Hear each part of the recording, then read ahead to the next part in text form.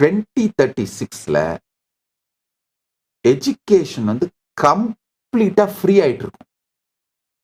Accessible to all. பணம் சார்ந்து எஜுகேஷனுக்கும் பணத்துக்கும் சம்பந்தமே இருக்காதுங்க.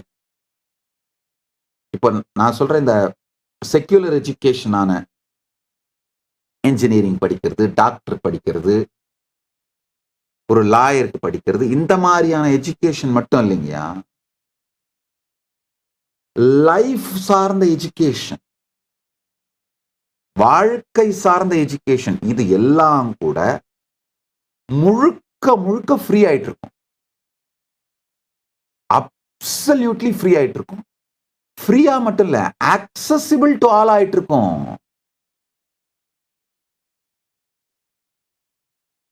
The universal free education next 10 yearsல 2036க்குள்ள ரியாலிட்டியா மாறிட்டு இருக்கும். ஏஐ பவர்டு பிளாட்ஃபார்ம்ஸ் தான்